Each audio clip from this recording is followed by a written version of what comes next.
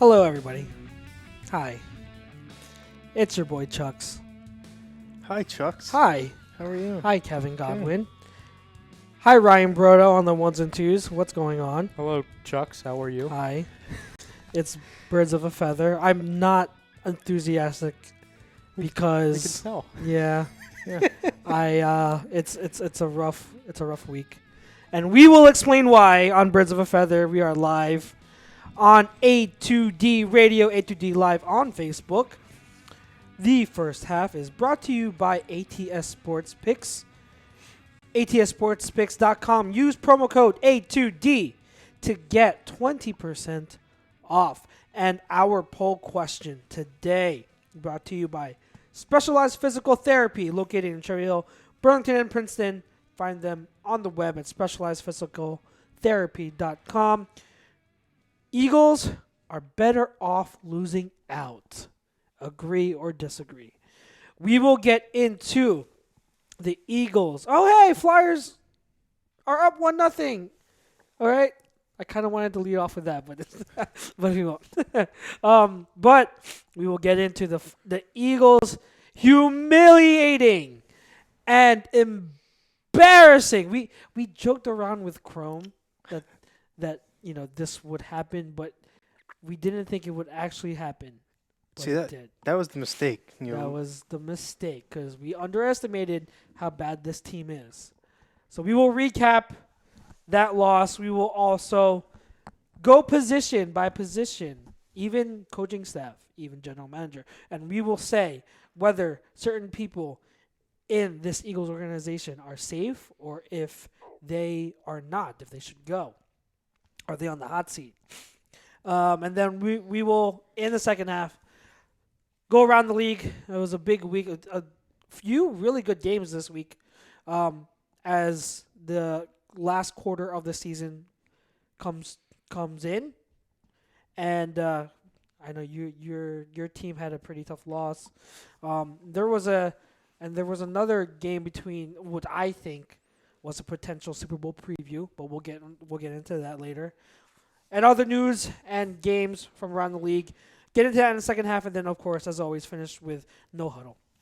All right, so, guys, I'll be honest. I don't want to really talk about Eagles, but we have to because it's our job. It is what we do, and we got to tough it out even when things look bad and we don't want to, and we're pissed off, and we hate the world, and we don't want to deal with anyone. We don't want to even mention the Eagles. We just want to cry in a corner and cry some more, but we have to. So, poll question. The Eagles are better off losing out.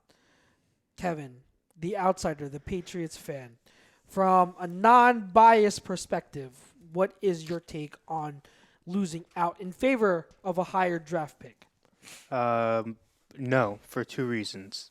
First and foremost, most obvious, if you guys get a better draft pick, what does that help you at all? I mean, you haven't been able to draft for the past 3 years. What makes you think that losing out was going to help you draft better this year?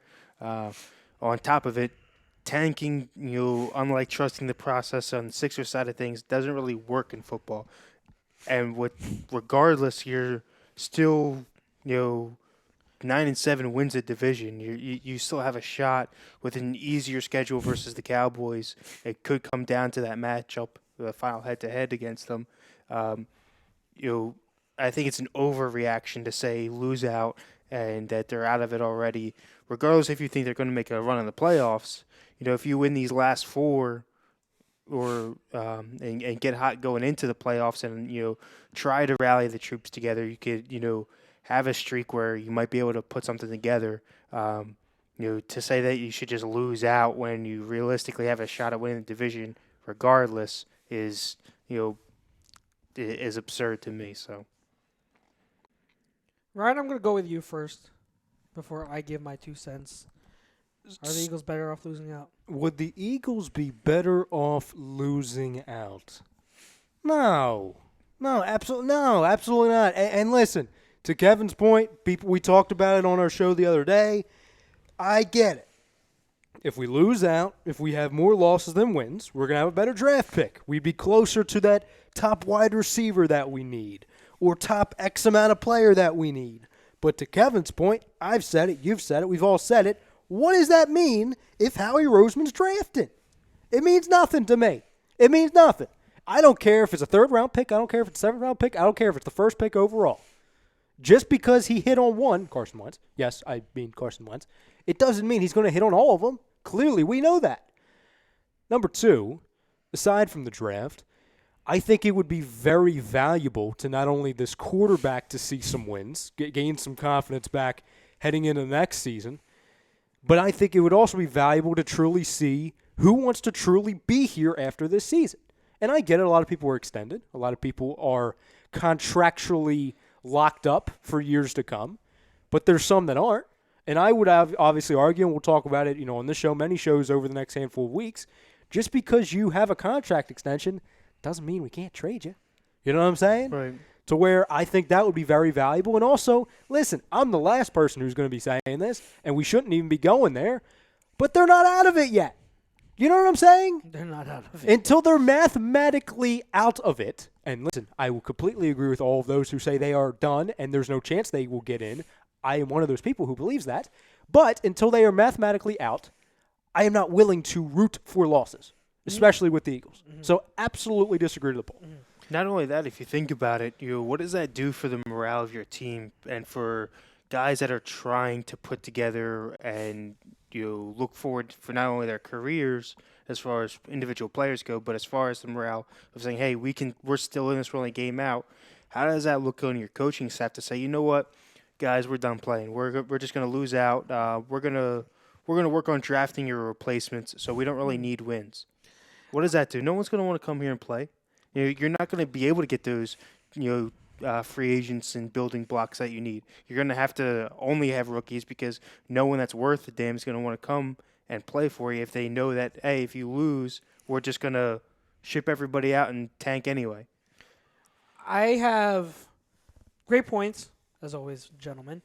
It's interesting that a certain Dolphins fan is not here today because, one, with his Dolphins beating the Eagles, it would have been nice to have Mr. Chrome here. Also, I'm pretty sure from speaking to him in the past, he is one of those where if he doesn't believe a team is good enough to win the Super Bowl, then just lose. Like, it'd be better off if they just lost out.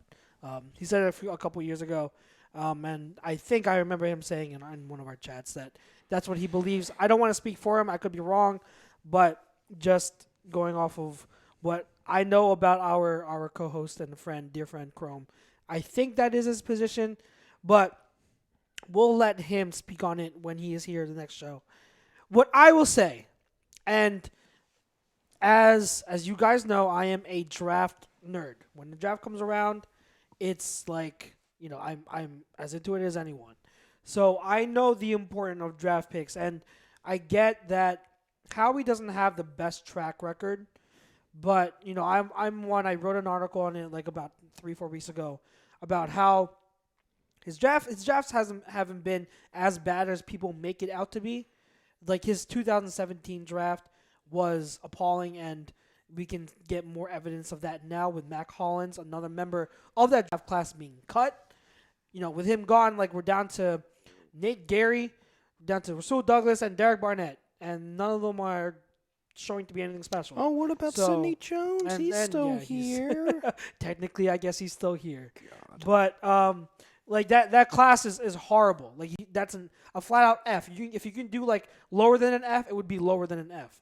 So that class was bad. But the 2016 class was solid. 2018 class looks to have promise. 2019 class looks to have promise. So outside of 2017, he actually it hasn't been bad. It's been pretty solid. But that all being said, I know the importance of a draft pick, and I get where people are coming at. I mean, if you go back to the 2012 draft, we are one pick away from selecting Russell Wilson in the third round, but the Seahawks get him a pick before, and just imagine how different things would be for this franchise if that was the case.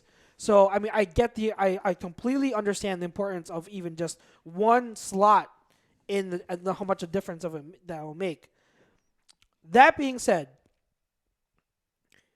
I cannot put it's not in my DNA as a fan to root for the team to lose. I just can't.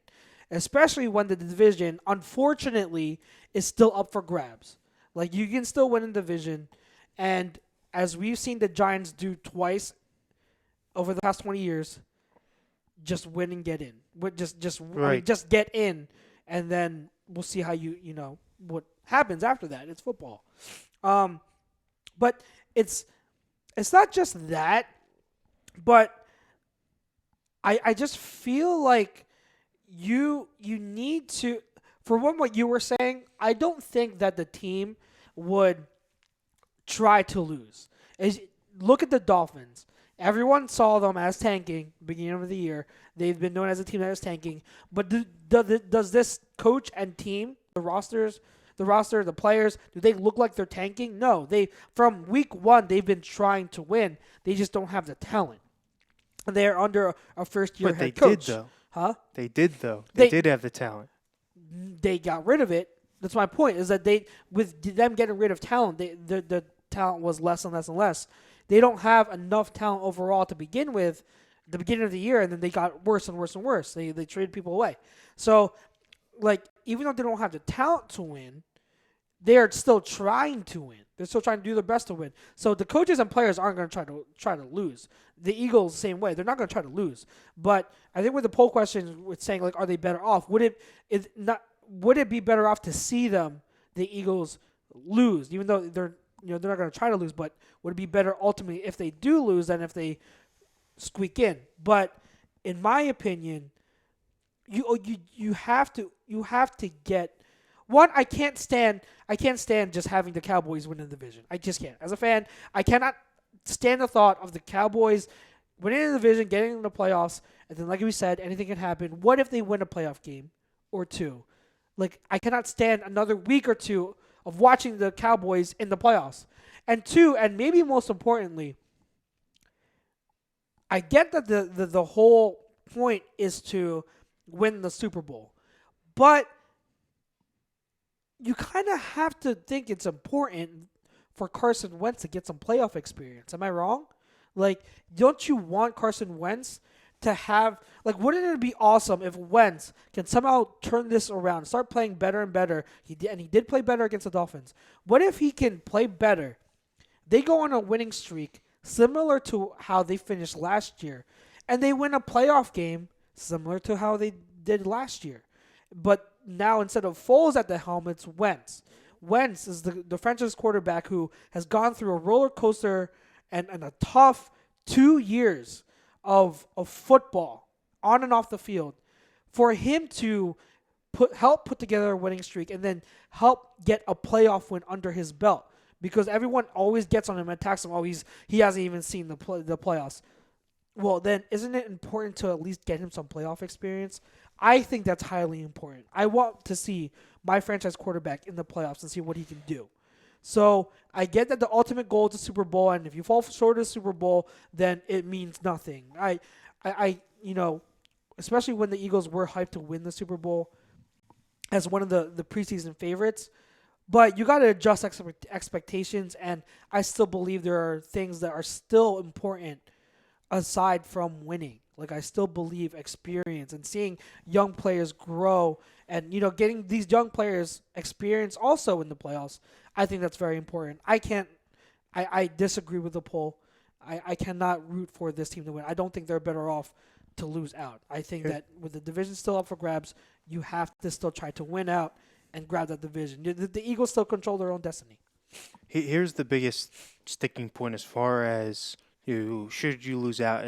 Regardless, Eagles, any team in football, two guys that stick out to me. Tom Brady, 6th round, 199th overall.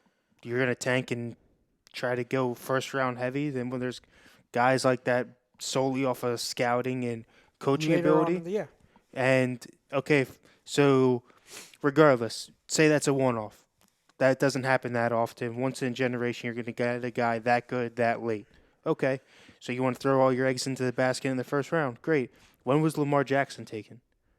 32nd? 32nd. First round? Yeah. Okay, so you're telling me that potentially the pick that should have been the person that won the Super Bowl ultimately would have had the best win out of that draft?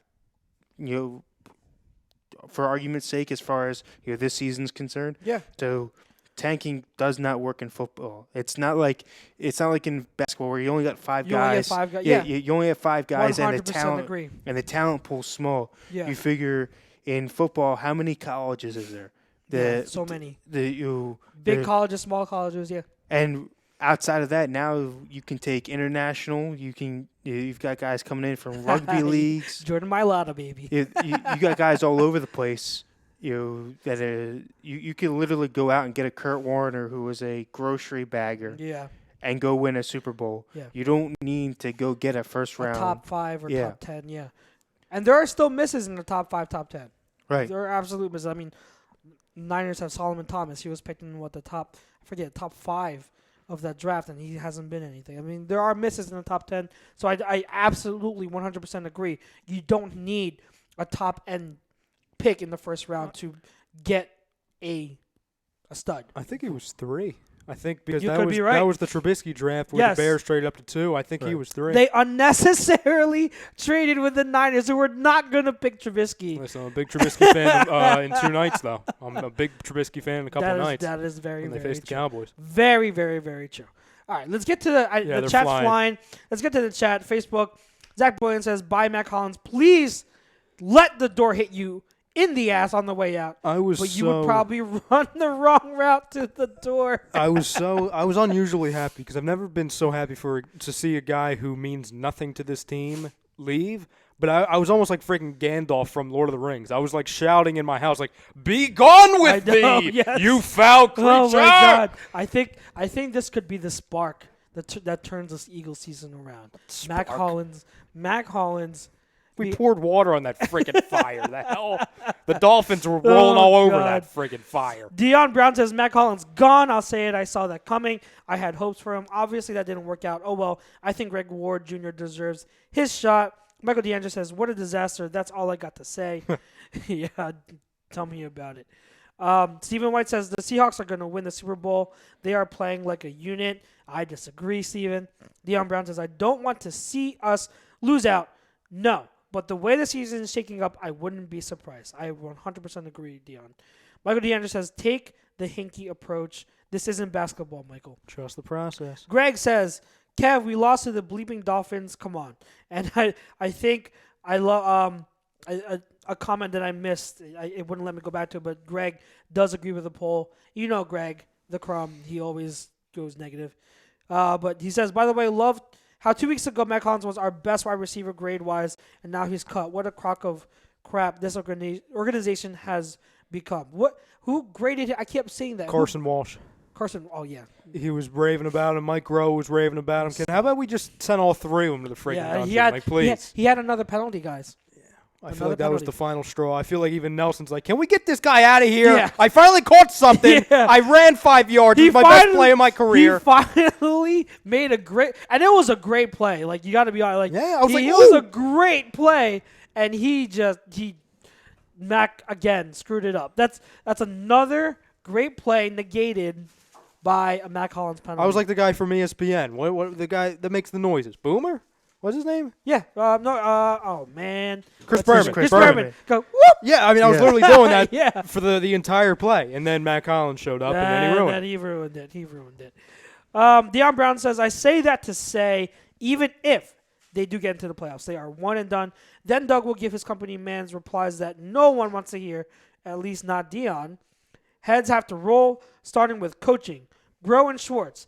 Doug gets one more year, then regardless of what happened in 2017, it's time to move on." I 100% agree with that. I think Doug should be safe for one more year at least, but beyond next year, I think it's all up in the air. It depends how he does. I 100% agree with that. But we'll get into that in the next topic when we do safe or gone. Yeah, I agree. Yeah. I've got an interesting play that I want to float by you guys. We'll save it for the next topic. That is. Steven says, "I want one of the wideouts from Ohio State." Michael DeAndre says, we all know Eagles aren't doing shit in the playoffs, but if they can win out and keep Dallas out, then it's fine by me. Exactly. Bill Mitterbrook says, losing out? No way. They kept the Pats and Hawks under 20. Chuckster, the film guy. They were up 28-14. I honestly believe they stopped using Sanders and Ajayi to prevent possible injury. Gave JJ and Ward a lot of looks. Purposely had Wentz throw 48 times because of his last two shaky starts. They didn't need the W. Win or lose, they still had to win the 4 divisional games. Well, they need a We W. going to see some big games and win the division. I think he meant like they needed the W. They didn't need the W in terms of like they're still in. Yeah, Oh, no. I need the W. Yeah. Yeah, Somebody to need win that the W. we need to. Bill, I get what you're trying to get at, but I don't think it was a matter of they stopped playing those guys. It's just to me, it's not on the offense, it's on the defense. But let me get through the comments and we'll touch on it a little bit more. Chrome, there he is. Hey, Chrome, gentlemen, I'm in a lot of pain, so just popping in. I said this was a trap game, and my gut told me they would lose this game against Miami. We know, Chrome. You are a Dolphins fan. Bill Minderbrook says why they still had to win the Final Four. Jake says, what's up, boys? To the poll question, I disagree. The division is still up for grabs, and Carson Wentz needs that playoff experience. Eileen Pompey says Wentz needs help. It's not all his fault. Agree, Eileen. Keep talking, Eileen. Chrome says, finally, Mac Hollins can, and excuse my French, Mac Hollins can fuck off, says Chrome. He can. Yeah. Bill 2 Binderberg, times he can. Bill Binderberg says, holy shit, we were one play away in winning the Patriots and Seattle games. Don't remind me. Yeah, I know. Eileen Pompey says, I wanted to say hi quick. Got to run early tonight. Have a good night. Great night, guys. Thank you, Eileen. Thanks, Eileen. See, Eileen. I'm going to scroll down. Ken Moskowitz. What's up, Ken? What's up? Good evening, gentlemen. Hope all is well. I have for the last 40 years followed the Eagles. Win, lose, or draw, will love this team. Even when I'm gone from this earth, this team through this year has drove me to drink. I 100% agree, Ken. And then Bill says, let's pretend for a minute they won. Would we still have to win the Final Four? No. But we'd have to still win that Cowboys game. That's like the You have to win out. important. You have to win out. Anything on YouTube? Oh, yes, there's many things on YouTube. lot of Todd things. Womack says, and you brought it up. I'll let you bring it up because I wasn't going to be that guy. But he says, if Ron Rivera is gone, we should get him, need a fresh start next year. So before the year, what did you text me, Kevin? What was your text to me? I didn't want to come in there. Preseason, we talked bowl predictions. Our bowl prediction show, there was 2 big moves. We said that if the Panthers don't make a run and pretty much win their division and go into the playoffs hot, Rivera's out. And we predicted that. We know what Cam Newton is, that he wouldn't. And then we said that if Dwayne Haskins did not prove to be a stud, that Gruden was out. And both have come true now, predicted by yours truly, the bro. Nice. Listen, and I was going to text you guys in the chat. I'll say it now. Everything is just going according to plan. And I'm not talking about – it doesn't even involve Gruden. Or maybe it does. It revolves around Ron Rivera. And I would like to announce something. It's a big day. It's a very big day. I'm officially announcing a campaign. And that campaign is the Peterson, Kafka, Rivera 2020 campaign. Make it happen, ladies and gentlemen. Now that you brought it up, Yes. Why not bring in Gruden? You know Rivera, Gruden, Peterson I will as take your it. coordinators. You know why I will take it? You know why I'd be fine with that? Because he's Kevin? not Grow. Because They're it's not Grow. the Peterson, Grow, Schwartz campaign. And none of them were fired by their father. I would love Ron Rivera here. He's getting another I head just coaching think he's getting another head coaching Giants. job. Giants. Yeah. The Giants are getting Jason Garrett. Oh, that's cute. That's so cute. My friend Mario, real quick, does say, he said on my watch party, he says, Chuck's soon a new Eagles fan. LOL, he is having a son soon, so congrats to Mario. Very good. And he said, I had hopes for Mac. LOL. I think we all So kind did of I. did, So did I. but that went to the wayside quick. Go ahead. So Eddie Sanchez says, hey, guys, finally Matt Collins is gone, but there's still others that need to go. Yeah, like 90% of the team, Eddie. A lot of the team. Eagles champs one says Henry Ruggs, CeeDee Lamb, please next year's draft. Jerry I'll Jeudy? take both of them. Why are we not mentioning Jerry Jeudy? People don't mention Jerry Jeudy enough. Are they not mentioning him because he's supposed to go really high and that's kind of, you know what I'm saying? Maybe. But from what I haven't delved into drafting yet, but from what I've heard, the three of them are like you can argue for any three of them to be in the top 10 to 15. So like I've seen some evaluators rank Jeudy third amongst those three. Oh. And I've seen some evaluators rank him first. So I think it just depends. I just feel like those are the top three, and who knows, anything can happen. So. Yeah, I mean, my whole thing, I said it to somebody. I think I said it to Stephen White in the Facebook thing. You know, can they catch? Oh, if the answer is yes, I'll take them. Like, it's that simple. Yeah. But no, I mean, Judy's my guy first, and then the other two. Todd Womack says, Philly Dilly guys. What's up, Todd? What, Todd? Jalen Williams says, what's up, fam? Dwayne Aldrich says, we got to draft CeeDee Lamb. Trayvon Dixon says, what's up, guys? He also said he has a new YouTube channel. That's very cool, Trayvon. Philly 0024 says, literally any Alabama wide receiver is fine at this point. Judy Ruggs, Devontae Smith, Jalen Waddle, all of those wide receivers can I just named would be first or second best wide receiver on the team right now. Todd says, not giving up on the season, but really tired of not seeing adjustments on both sides of the football. Todd says, same here. Can't stand seeing or hearing the Cowgirls win the division. Philly 0024 says, also Ron Rivera for defensive coordinator if he doesn't get a head coaching job. Todd Womack says, that will shut up a lot of people if he plays in the Super Bowl. I think he's talking about Wentz.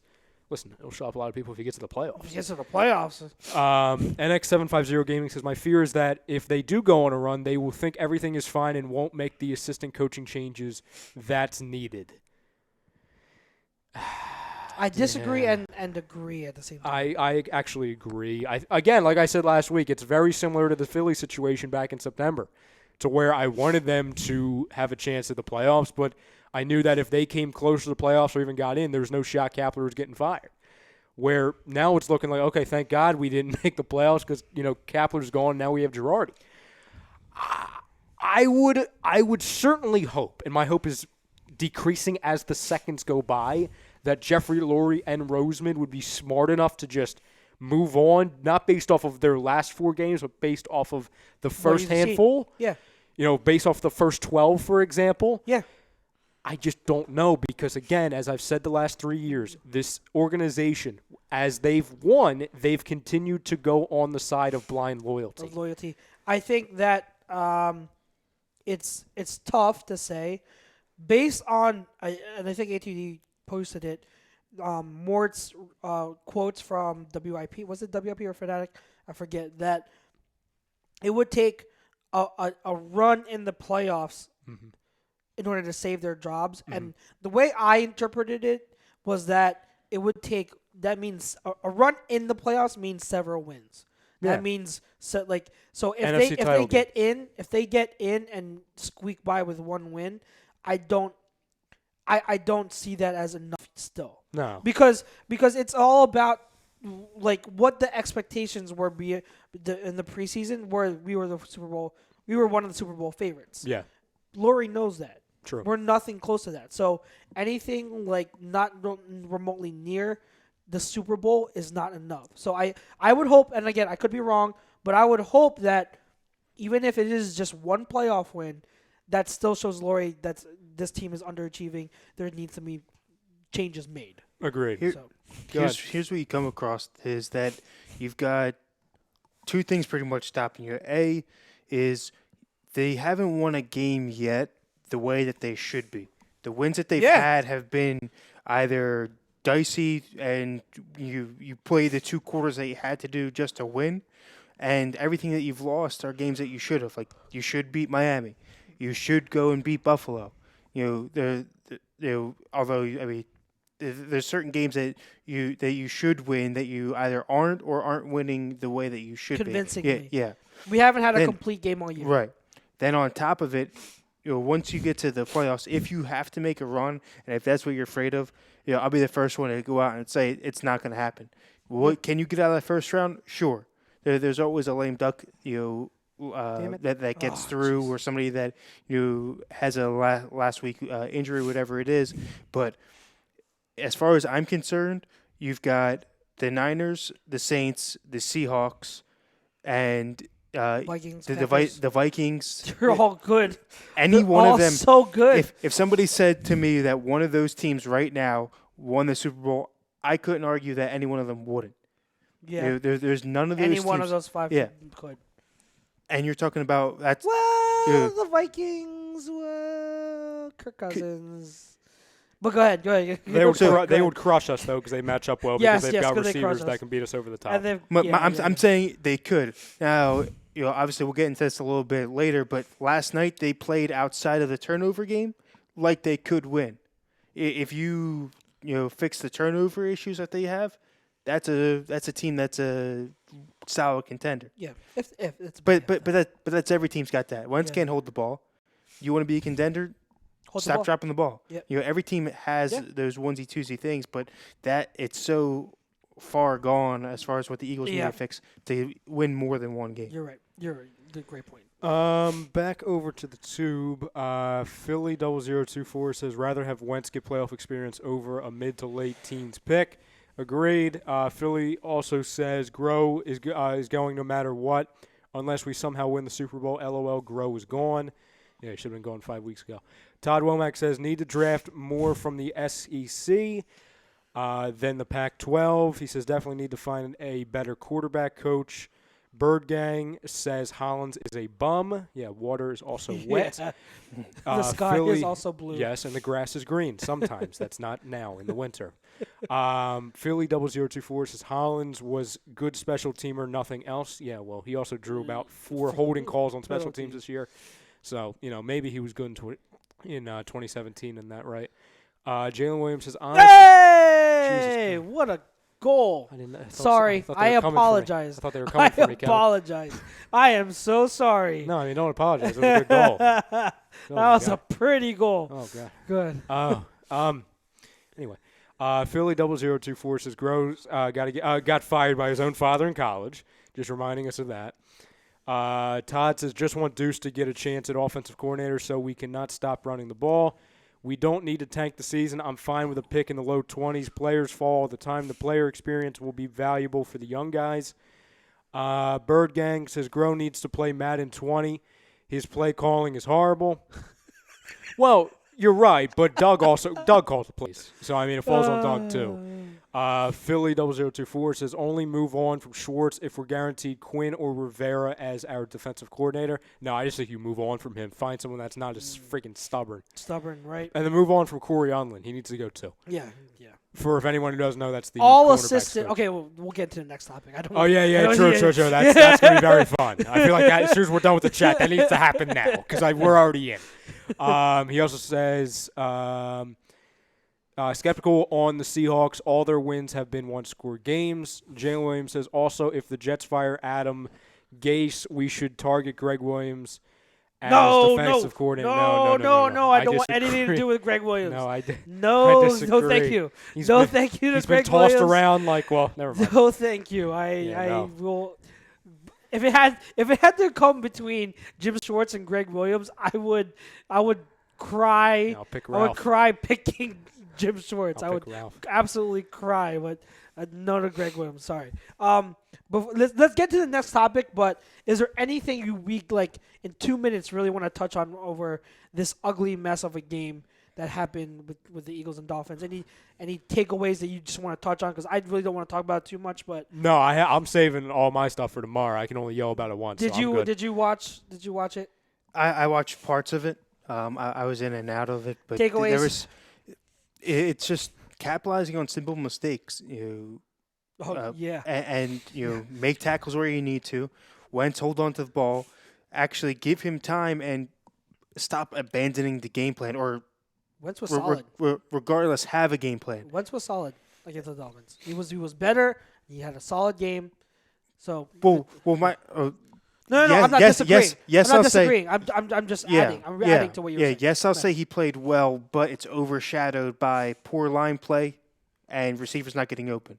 So it's perceived as he doesn't look as great because the guys are getting to him. And the incompletion ratio is high because there's no one there to catch the ball. It's mistakes. Mistakes that failure to execute properly. That was the big thing for the offense. And the turning point for the offense was, and I would say the turning point of the game, and just Ryan, you can say if you agree or not, was the Ertz drop. That put a ripple effect that really gave the Dolphins a lot of momentum. I mean, they came back. We went up 28-14. Then they went down and scored. Okay, they went down and scored. But we marched back down the field. If Ertz catches that ball, if it's not a touchdown, you're talking about right at the 2-yard line. So you're in prime position to score a touchdown. But instead, he drops it. The next play, Wentz gets sacked. The next play, missed field goal. And then you're talking about Dolphins go down the field and make it 28-26. And the defense could not get off the field. But in terms of the offense, I'm going to say something that I posted yesterday, and it's an unpopular opinion, but I really don't care. And I will say what it is because I honestly believe this. Do I believe the Eagles should have run more? Absolutely, I believe they should have run more. I looked at the play-by-play, and at the specific play-by-play of the whole game. And there were 2 instances where they should have run more. It was on 3rd and 2, I believe. It was the one where Jason Peters remember the 4th and 2 where they were going for it, and Jason Peters got the false start penalty? Oh, I remember. Before that, on 3rd and 2, they should have freaking run the damn ball if they know they're going for it on 4th down. Run the ball. Okay, so that's the one time you should run the ball. The second time that was egregious was when they were up 28-6 on that possession. When the Dolphins made it 28-6 on that possession, they should have run the ball more. Okay, because they went. I think they had a penalty that gave them another first down, but then they had like a 3-and-out, I believe, something like that. But they didn't. It was like one run and then 4 consecutive passes, and that was it. Like you need to run the ball there. But I think that people are getting a little carried away with it. With the notion that you need to run the ball. I think that the way the game flow worked out, and seeing the play calling, those were the only 2 times where I saw where they could have ran the ball a lot more. I think the way that they fell behind, and because once it was the Dolphins took the lead, they didn't have many opportunities. And so once you're down by now 9 at the end of the game, you have to pass, obviously. You're not running. So there weren't as many opportunities to run as I think people are making it out to be. So I think it's going a little extreme. But that run-pass ratio has to be better, absolutely. I don't want people to misconstrue my point because I do agree. They need to run the ball more, and they need to give Miles Sanders more freaking touches because it's absolutely atrocious that he had that little touches in the second half. You need to get him the ball. He needs to be earlier, a higher priority in these reads in the passing game. Even if you're not running the ball, you need to make him more of a priority in the progressions. So he needs to get more touches. But aside from those things, the offense I felt did fine. I don't look at this game and blame the offense. I look at this game and I blame the defense. Like you give up 30. What was it? 37 points. 38 points to the Dolphins. That's horrible. And they were. You cannot get off the field.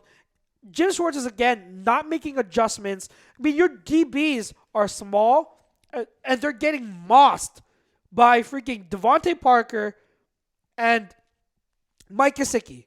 You would think to adjust and stop putting them on an island on the outside in single high safety coverages, like I've been saying, making a freaking split safety look so that there's help over the top. Put Rasul Douglas on DeVante Parker because he's at least tall, and then make a freaking adjustment, Jim Schwartz. I'm tired of his stubbornness. I'm so tired of it. I'm looking at the defense and the lack of being able to make adjustments and them giving up that many points to the damn Dolphins is inexcusable, and it's horrible. It's absolutely horrible. And this is why we need a revamped secondary. Like the defensive line to me is okay. You need to add pieces, but I think we do have some guys on the defensive line that are fine. The linebackers are bad. The secondary, including the safeties, are bad. You need to revamp that secondary and that linebacking core. So bad because look at the Patriots. Kevin, tell me, what is the one position on the Patriots defense that Bill Belichick continuously invests his money and draft capital in? Name the position. Everything is all up front. From side to side, you look at everything secondary-wise, linebackers back. It's secondary. Is all either veteran guys that they're willing to pay a lot or fill-in-the-blank rotational guys. So but he spends money on like Devin McCourty, Jason McCourty, Stephon Gilmore. He spends his money on secondary guys. Well, it's in spots. What you have to do is what the Patriots do well is bring a guy in, have a prove-it year, then pay him. Well, it's not a. But they still pay him. That's my point. Yes, they still pay him. Yeah. They still pay. He invests in the secondary, in the corners. He doesn't do that with the defensive line. He doesn't continually spend a lot of money in the defensive line the same way he does the secondary. Do you know why? Because if offenses know that you have a great pass rush with your defensive line, they're just going to pass the ball quick. And that's how you neutralize. Your Patriots did that to us in the Super Bowl. You want to know how they're able to put up all those points and Tom Brady had a field day? Is because quick passes. You cannot rush the quarterback with the four if you're constantly getting the ball out quick. And that's what offenses will try to do. What is the solution to that? Having good corners and good secondary to man up and cover the guys long enough so that the defensive line can get there. And my point is, I know you're going to add stuff to it, but that's not. I'm not trying to get to the nitty-gritty details. But my point is, you need secondary as much as you need defensive line. You need to be able to have a good back end of your defense so that it can help out that front line when the ball is getting out there quickly. It works both ways. In today's game, they're equally important, and I'm tired of seeing lackluster talent on the back end. And we said it. You said it last week and the week prior, and I touched on it the week prior when the defense was getting those really good performances against the Patriots and against the Seahawks. I gave them credit, but I also said I'm not totally sold. I'm not totally sold because there were a lot of stuff that they got away with, and you said it too. You weren't willing to give them credit, but you said it too. You harped on it. Well, and I touched on it. Here's my thing. So it was exposed and shown in this week against the Dolphins that what we were seeing the last 2 weeks was a little bit of fool's gold, and that the same problems that we have on the back end of defense and with Schwartz's coverages are still there, and it's annoying, and I'm tired of it. Absolutely tired of it. Go ahead. Well, here's my thing. Is it's even simpler than that. It's simpler than get this piece over that piece or whatever it might be, secondary versus being up front. It's game plan. It's you. How many times did we point out plays in the past 3 weeks where you're literally giving away every play that the Seahawks said that they were calling out the plays before they even ran. Yeah. And not only that, you're not game planning for the pieces that you're going up against. DeVante Parker went off. What is he? He's a fast guy. Okay? If that's the case, I'm dropping everybody back off the line, and I'm giving you them underneath. Take it. I'm going to send my guys up front, and I'm going to make sure you can't beat me over top because I'm deep enough, and you're going to have to dink and dunk to end up beating me. What are you going to do? You're going to wear out your offense, and you're giving your secondary, who doesn't have speed, that rest time. Instead of playing them 5 yards up and have to chase down a guy that and I can guarantee is faster than you, is you're giving them 10 yards and saying, okay, giving yourself a chance to read a ball and be over top. I mean, that's what the Patriots do. You've got 4 corners on the Patriots that both McCourty's intertwined, safety to corner, Gilmore and J.C. Jackson, that play just that. Okay, I got a speed guy. I know I'm not that fast. Let me play on top and have my safety. I'm going to play a deeper man, have the safety play more shallow over the middle to cover that underneath and give them the little dink and dunk passes, knowing that my front is going to get there. You're not seeing any of that. It's like they're saying, okay, let's run offensive A against the same teams all year long and let's see what happens. It doesn't work that way. They're not only that. If you break it down into the games individually, they never make that secondary adjustment to say, okay, this is where that offense is running. This is their pieces. Let's switch it up a little bit and move, quarter to quarter. It's literally, oh well, this is all we had. We had one page going into the game. I'm going to throw that out. You guys just go win. Go find a way. I don't know how to tell you, because we only had this one page. I mean, we can't do anything else outside of that. It's a lack of adjustments. That's absolutely like if something's not working, you would think they would change it. They've played way too much man coverage. And then, what did they do when they realized DeVante Parker was beating them left and right? Nothing. They changed nothing. That is horrible. Even when you go back to the Patriots game. Horrible. When you go back to the Patriots game, the two passes that were nearly picked off. Yeah. People were like, "Oh my God, this is amazing. We're beating the Patriots." No, they were beat over top, and Tom happened to throw it underneath and missed where he should be. So you're praising your defense for doing a good job for a poor offensive performance on the other side of the ball. That's why I didn't give them credit before, and that's why they've proven to not be solid. In weeks prior, the difference was they were still being able to make plays up front and to mask some of those stuff in the secondary. And Darby. I don't think Darby played a horrible game against the Dolphins, but he doesn't have good ball skills at all, and that showed. Like he was on the plays again, he got beat on by Parker. If you notice, he's right there, lockstep with Parker, so he has good coverage. It's just that he gets beat over the top at the high point. Like Parker mossed him, so because he's short, but Darby's like 5'10", 5'11", something like that, and DeVante Parker's like 6'2", so. He had the height disadvantage. So, I mean, that's what it is. I look at this, and again, I feel like I have to say this every week. But again, if you're looking to blame Wentz for this, like that crumb Eagles fan that burned the Wentz jersey, you have no idea what you're talking about. You're a moron. We say it way too much. There's no need to get into it again. Like, was Wentz perfect? No. And I went through all the offensive snaps on film before the show. And there were plays to be made that he missed. Absolutely, he still wasn't perfect. That's why I didn't say he had a great game. I said he had a solid game, which is a lot better than what he has been in the past 2 weeks, past 2 games. So he had a solid game, better. He's improved. He improved. Let's hope he keeps improving and he gets better.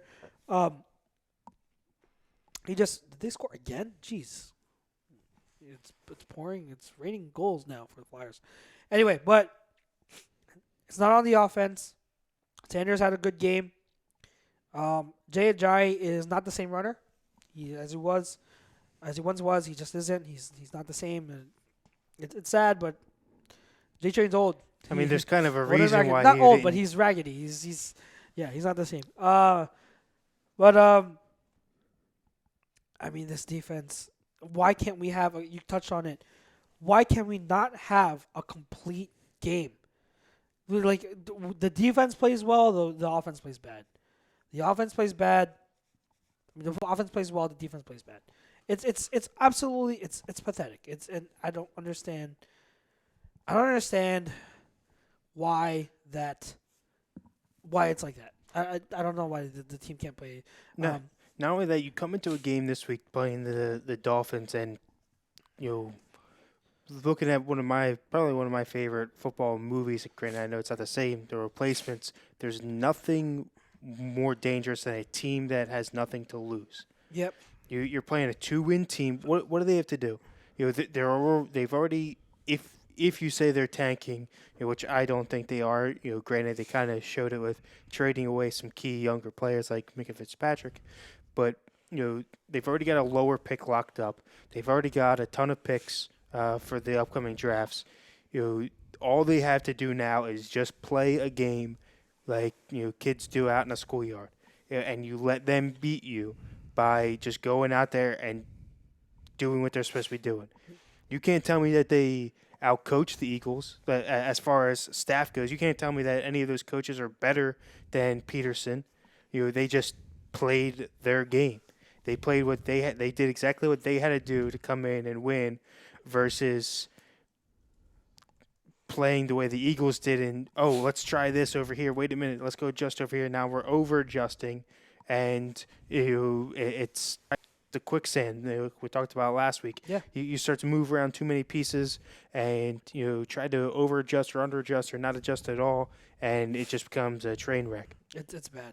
Facebook, I know we had Bill and Andy go back and forth pretty much. Yeah, I was with a lot of stuff about the Eagles winning out and whatnot, or if they can, and all that. Frank Vespi says, "Hey yo, where's Chrome? Sorry about their work. It all depends how this team does against the Giants. When we attempt to make a run for the playoffs, lose, it's time to make serious changes." And then Tom Arnone says, and he also walks in, he says, "My guys, to the poll, I disagree, just not a fan of tanking." 100% agree, Tom. There's always a chance. Not that I think the chance is going to work out, but if there's a chance, Then you go with it. I'm going to keep it. 'Cause It's football. well enough anyway. So who knows? It's football. Yeah, who knows? It's football. What's up, man? So, So it, So you're wearing an Eagles jersey first. yeah. almost there. We're gonna get it. We're gonna get him again. We only got a few minutes left in the first half, so we'll save the safe or gone segment for. We'll start it off in the beginning of the second half. Start off hot, so we don't have to rush it. But any other takeaways, bro? Do you have any other takeaways? I know you said you want to save it for tomorrow. No, I'm but chilling. I'm you're- chilling. I'll have my moment tomorrow. What I'll do is first to top it off, I will say that J.J. Arcega-Whiteside getting his first touchdown, and not only that, but I'll have the video breakdown on A2D. I think it's gonna come out sometime tomorrow. But you're starting to see like the few plays that I saw him. He looks good. Like he's. We can all agree, J.J. Arcega-Whiteside, he's not the most athletic guy there is. He's not known for his athleticism or his speed or burst or anything like that or quickness. He's not that type of player. But neither is Zach Ertz. And how does Zach Ertz always get open? Because when it comes to route running, people need to understand it's not just about separation with athleticism. It's about attacking leverage and knowing how to get open with that leverage. So when a DB has outside leverage and you're trying to run an in-breaking route, the idea is to attack outside leverage to force them to stay outside and then break so that you have that throwing window on the inside. And it's not about always, like I said, creating separation. It's about throwing windows for quarterbacks. Like, windows are so small, spaces are so small in the NFL. But quarterbacks, all they need is a window for you to throw to.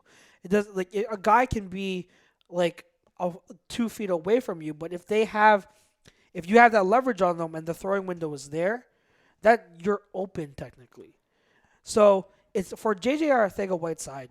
The way he gets open, and he's smart enough, and we saw it in the preseason, and I saw it on tape here this game, is the way he gets open is with craftiness, is with knowing how to attack leverages of the defensive backs, and using that craftiness to his advantage. And that's how guys like, we talk about Michael Thomas. Is he the most explosive guy? No. But one of the reasons why he gets open is because he's a great route runner. He's smart. Keenan Allen, the same thing. You're talking about a wide receiver, not the most athletic guy, but he's one of the smartest route runners there is because he knows how to set up defenders. And that's what J.J. Arcega-Whiteside does. So I was, again, guys, if you want to check it out tomorrow, my video breakdown should be coming out tomorrow, I think, of J.J. I broke down 2 plays, and you'll see. It's pretty impressive what he put on tape in the limited snaps he had. So I hope that we start to see more of him going forward, and he starts to see more and more snaps because I like what I see from him, and I want to see him develop, even though he's still making rookie mistakes. Chucks, just to clarify, you didn't just compare him to Zach Ertz, did you? You didn't just do that. No, did you? I'm saying that. Well, Zach Ertz wasn't the only person that I named. I also named Michael Thomas and All right, and Keenan Allen. So you didn't just compare him to Michael Thomas, did you? No, You didn't compare. I mean, I'm not comparing him to them, saying like they're good. I'm saying the way non-athletic wide receivers win, in the NFL is not just with athleticism. You don't have to. Yeah. You don't get open just with athleticism. You get open with craftiness and knowing how to attack certain leverages. That's how Zach Ertz gets open. He's saying his fundamentals are good enough to I make get up all for get all speed. that. I just don't know. I'm not there yet with he looks good. I mean, the guy hasn't been able to get on the field over Matt Collins. You know what I'm saying? To where this is a blank slate. Like, sure, he caught a pass in a spot where you're supposed to, the end zone. Like, that's good and all. You know what I'm saying? No, my point is that he looks good enough to where he should have been on the field over Matt Collins, because I've seen more from him in this one game than I ever saw from Matt Collins. Oh, my right shoe has done more than Matt Collins. Well, that's So you would rather have JJ over Matt Collins? Yeah, no question. I'm just going to clarify. that's my point. I'm just trying to clarify. You see, what I'm just talking about is just seeing certain. Is that a cold pizza? I'm good, thank you. I'm good. No, I don't want the pizza. Don't leave it here. Oh my! I don't want it here. Did you only go outside for that slice of pizza? Is pizza just staying here? No, I won't. Here, pass it to Chuck's. No, I will not eat it. Pass it to Chuck's. There you go. My point is that I've been, for the past 2 weeks, pizza from the Big Dad. I'm not going to eat it. There's not even napkin. We've got equipment. Is it over here. good? It's not going to me. Oh, God, I don't know. How is it? One How bite. am I supposed to know? One bite review. Let me ask you this, Chuck's. Why do you think he wasn't on the field this entire time? Because I think that there are still mistakes that he makes, and I've touched on him. I touched on it, and I think Dan Orlovsky last week even touched on him. He still makes mistakes in terms of details to his. Well, why am I holding this pizza? That's what I was wondering. You got close to taking a bite. I know you wanted to. He still makes rookie mistakes, and I feel like they didn't want to trust him out there until he was able to correct those mistakes. And I think that he's still learning different aspects of how to run certain routes at the pro level as opposed to college level. There are things that he was able to get away with at the college level that he's learning he can't do here.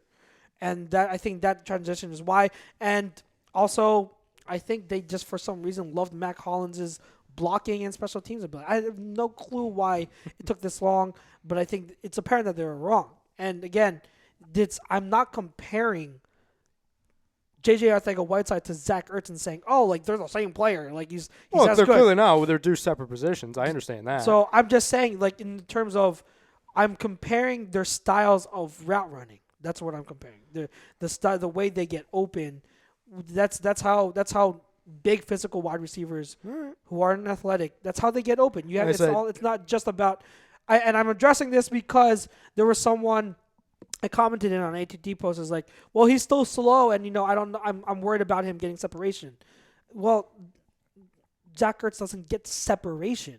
He with athleticism. He gets open because he knows how leverage works in the NFL. That's how he is so good at being a route running and a receiving tight end, because he knows, okay, if the zone player is here, he has outside leverage, I'm going to attack it and then break inside. If he's the defensive back is inside leverage and I need to get on the inside, I'm going to set him up so that he's going to break outside, and then I'm going to go inside so that he's not there when I do break inside. You get what I'm saying? There's different ways to attack leverages, and understanding that isn't always the easiest thing. Even like the quickest and most athletic wide receivers don't always understand that. And that's why sometimes it doesn't translate. You had John Ross for the Cincinnati Bengals.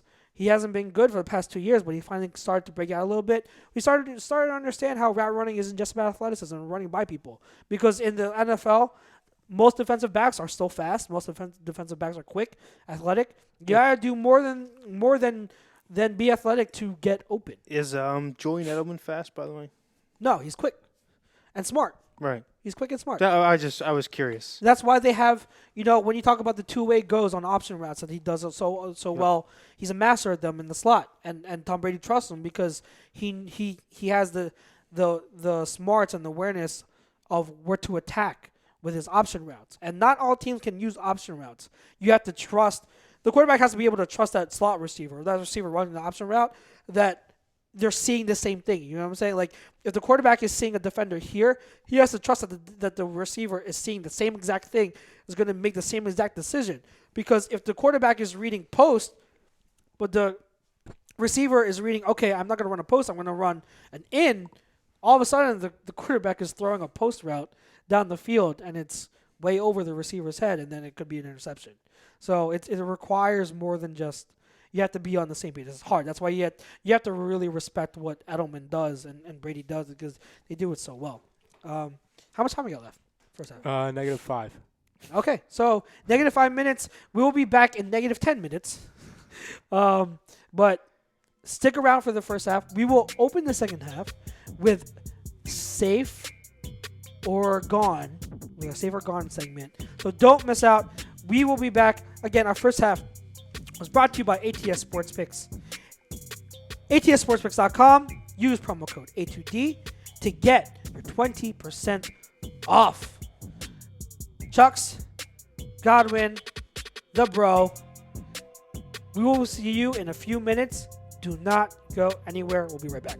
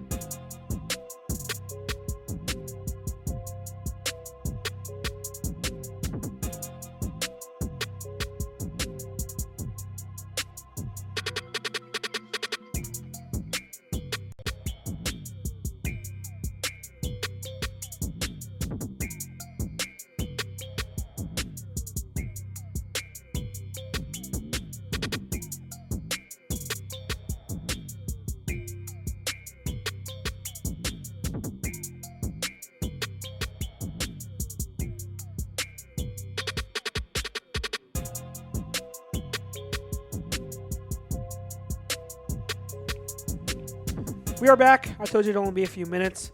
And in those few minutes, Godwin scarfed down that pizza. It's gone. It's in his stomach. Was it good? I give it a 4. Okay. That's It was fine. cold. It was cold. Cold pizza. Second half of the show, Birds of a Feather live from the ATD Real Talk Studios. Brought to you by Specialized Physical Therapy, located in Cherry Hill, Burlington, and Princeton. Find them on the web at specializedphysicaltherapy.com. Our poll question brought to you by ATS Sports Picks is the Eagles are better off losing out. Agree or disagree? Let us know what you think if you haven't already. But we're going to just dive right in because I really want to get into this. Safe or gone? Let's go through the whole team. The whole team. Let's start. Where should we start? Like, should we start with players, coaches? Let's start with players. Let's start with the obvious. Wentz. Wentz. Safe. Okay, safe. Now, are we gonna go with backups? Let's go. Okay, any of the backup quarterbacks, I'd say they're gone. All right, I think it's pretty easy. I think that. You think Sudfeld's going? I think Sudfeld's because isn't he a free agent next year? Yeah, I think so. Yeah. I think. Oh, that pizza got to you, huh? Oh, it's a bad pizza. Well, it's the beginning of the end for Yeah, you. it's a bad pizza. It's cold crust. I think Sudfeld's gone. I think, but I could be wrong. We'll see. Depends on what he can make out there. I think that. Well, I think his injury in the preseason kind of prevented him from making a case for himself to get a backup job elsewhere. So we'll see. Maybe he does stay real cheap. But all right, running backs. We know Miles Sanders is returning. Jordan Howard. Well, I mean, I Now don't don't go with. Okay, you can say what you would prefer and what you think is going to happen. I mean, Say I would prefer yes, but given though I believe because it's the Philadelphia Eagles that we're going to shortly hear that he's going to be out for the season because it's not a stinger, it's way more than that. It's a nerve issue, whether they want to admit it or not. It's a nerve issue. It's not a shoulder injury. It's a nerve issue.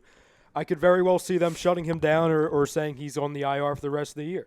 So if he has a major injury, well, I don't see them going out of their way to re-sign him unless it's for something for cheap because of the market that's going to decrease for him if he's hurt. So to me, I don't love the chances of him being back because I don't know if he's fully healthy. If it's a nerve issue, that's going to be hell. You know what I'm saying? So I want him back because he's great, but I think it's 50-50 to be honest. I look at it regardless. I think he's gone. I think if you're looking at it as far as pure play goes, I think that Sanders has shown you enough to not risk re-signing a now injury-prone guy if he can't get healthy and stay healthy, knowing how much you're going to have to lean on him and use him.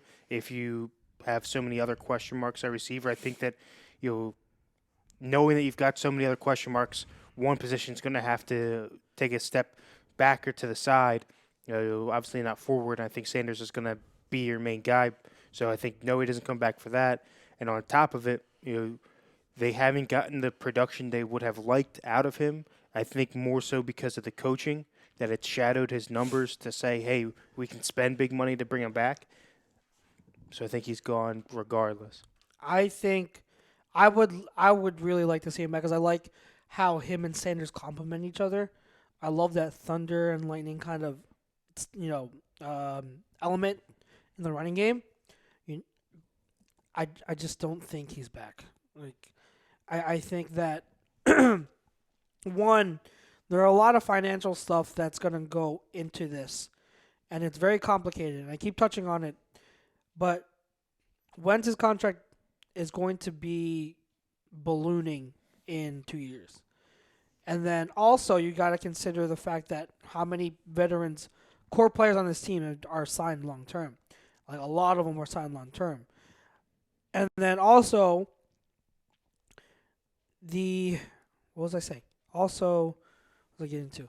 The nature of the clause that they put in J.J.'s. Now, seeing how he looks, I highly doubt that he's going to get re-signed. But if they wanted to match it, they could go the cheaper route and go with Ajayi as the backup to Sanders and save money than re-signing Howard, who's going to get more money than Ajayi, obviously. And then also, to to add to that, I lost my train of thought. So, money. If they decide to move on from Alshon Jeffery and or Deshaun Jackson, there is a significant dead cap hit for both of them, especially Alshon, who is, I think it's more likely that Alshon is let go than Deshaun. Like, I don't think you're going to find a trade partner for Alshon. But, if he's let go, it's like a $22 or $26 million dead cap hit. Is that a lot? Yes. But can it be done? Yes, because the Steelers just did it with Antonio Brown. They wanted him gone. They figure they'd rather eat the dead cap hit than have him on the roster. It could be a situation like that for Alshon here next year. So if he's gone and they had to eat that cap, I don't see them paying more money to another running back who's going to be, who's going to be a co-starter with a second-round pick you invested in the guy in Sanders. You know what I'm saying? They invested highly in Sanders. They want him to be the focal point for the future. To me, I can see how he's saying it's not going to make sense to put so much capital into Howard when they can go in the draft and draft someone in the 4th, 5th, the 6th round who can be a complement to Sanders, who is going to be the feature back or the lead back, and be okay. Maybe not be as good as Howard, but be okay. I would say the opposite way. I don't think that they draft another running back like Howard-esque. I think they go the other end and go more Sanders and somebody that can catch. So you think they go all finesse? They go all speed kind of guys? I think they're going to have to because I think that both Deshaun and Alshon stays. You think they both stay? Yeah, I think that they would rather hold them versus take the cap hit, which they can't afford. Maybe that's possible. I can't say it's not possible. But my thing is, a guy like Howard, if you look at it statistically, is a dime a dozen guy. There's guys out there that are up the middle or power backs out there all the time. Blunt was out there when they had DeMarco Murray. You got guys all the time that are out there like that. You've got one of 3 or 4 backs in Washington that could become available. Somebody that's just a hey, give me the ball 10 times a game type of guy. You can go out and get that and move to 2 years ago back to more of a committee. It'd be a lot cheaper to make more sense value-wise. So for what they're getting. Any Corey Clement gone? Gone. I think practice squad. I don't think that there's I don't think there's anyone out there. I think someone might. He'll be on a team. He'll be on a team. Yeah, I don't think he'll be Redskins. I don't know if he's even eligible. They can't use the 4th they got. No, I'm just saying because they love picking up former Eagles. I'm serious. Like it's gonna be. Yeah, I know. It'll be either them or the Jets. I'm being dead serious. We all know Sproles is retiring. Yep. Anyone else? Boston Scott gone. No, go on. Goodbye. Wide receivers. Alshon. I just said it. I think there's a chance that he's gone. I don't think it's a guarantee, but I think the chances are he's gone, even with that dead. Unless he plays like he did on Sunday, every game for the rest of the season, and show that he can. But I believe actually more I think about it, if he does that, I think the likelihood of him being traded is actually increased because it shows he has some value. And then if he gets traded, I don't think we have to eat that much dead cap. Oh, we're gonna have to eat some cap no matter what. No, some cap, but I think if he's cut, it's 26. If he's traded, I don't think it's that much. Gotcha. So, he's going though. Yeah, I think Alshon stays. Not only because of the cap hit, but because you really have 4 question marks at receiver. All the way through to your bench as far as guys that you need somebody. If you're going to go out and draft a guy, okay, where's your veteran talent to lean on? Deshaun. There's only okay, but can he stay healthy? No. Well, but you're gonna have to risk it. Like I think also the JJ Whiteside factor is a part of it. They drafted him to be Alshon's replacement, and I think if they can move on and they like what they see from him enough the rest of the season, I think they can say, okay, you're taking Alshon's spot. There's only 2 options, I believe, as far as the future number 1 wide receiver spot. It's either going to be someone who is not currently in the NFL or Mike Evans. You really think we're gonna get Mike Evans, or we could? We could, yes. That would be. We cool. were in the market for him at the deadline. That would be. Cool. They are not certain of his future down in Tampa.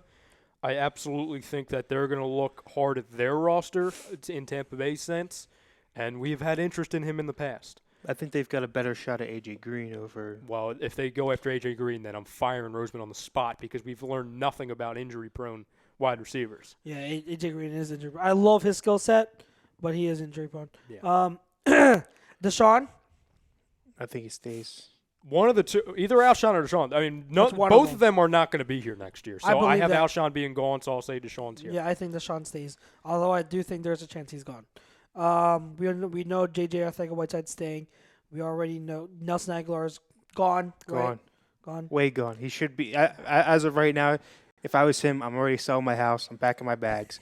I'm waiting for the He call. is priority number one to get the hell out of here. Who else am I missing? We already Greg Ward, practice squad again. Yeah, practice squad. Yeah, he's gonna be like our forever practice squad wide receiver. I'll give him a shot. Yeah. Hell, he caught more passes than, well, never mind. That's a long list.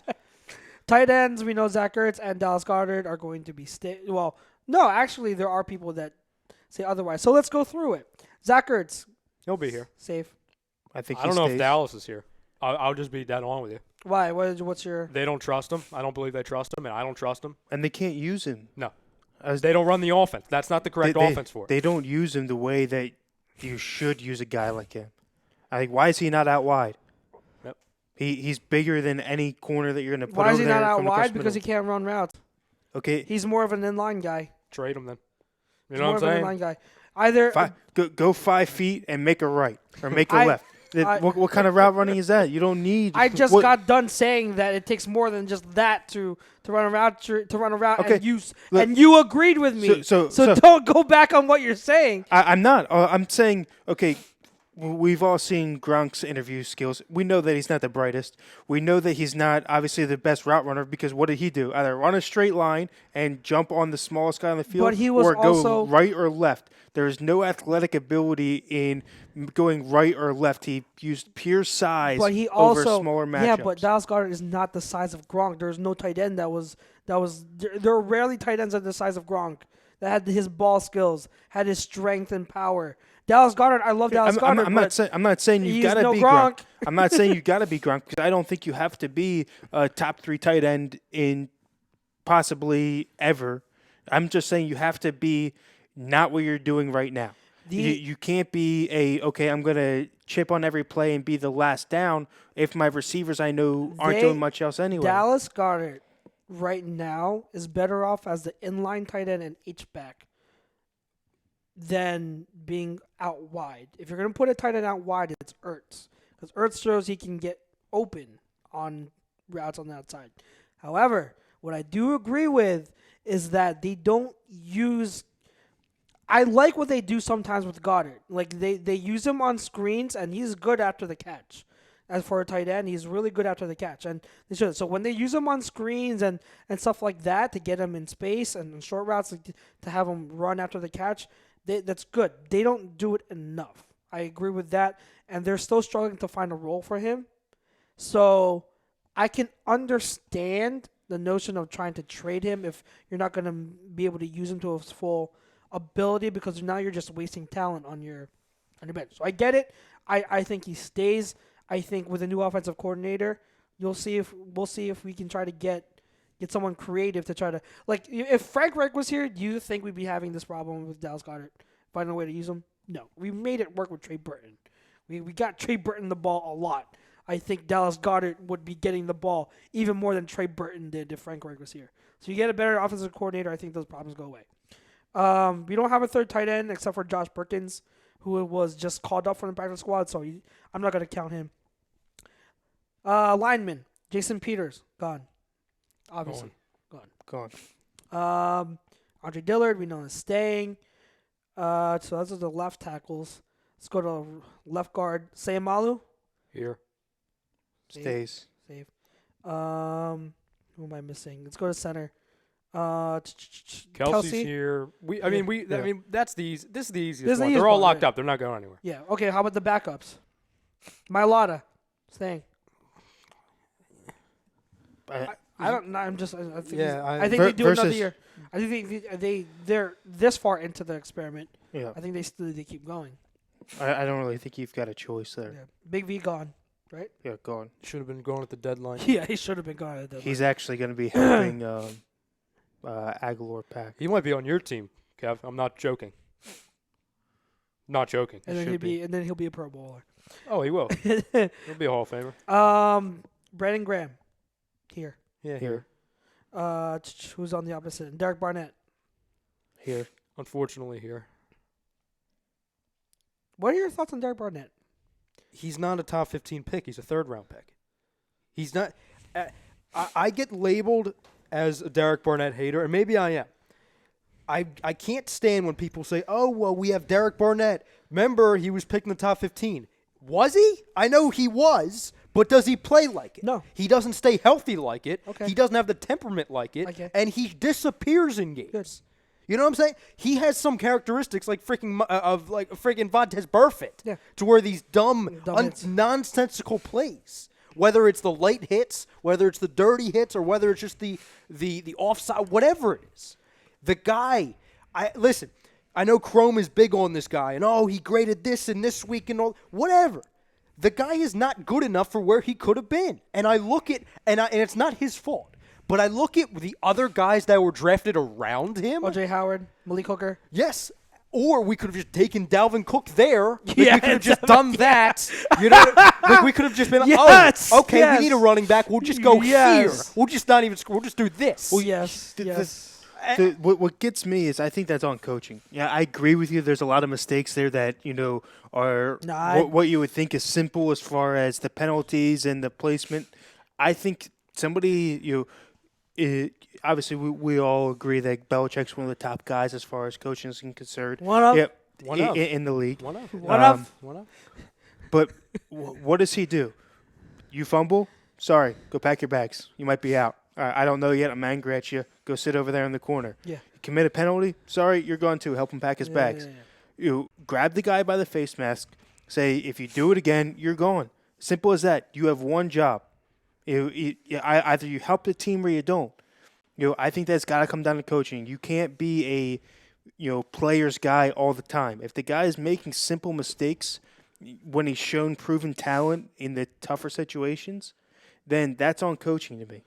Yep. Bill Mimbrook says Alshon stays and D-Jack stays. So he has both of those wide receivers staying. Stephen White says, I would love to have Mike Evans. So I don't think there's anyone that wouldn't love to have Mike Evans here in Philly. John Malma says, the team needs so much help. It really shows. Safety, linebacker, corner, wideout. We need to get younger and faster.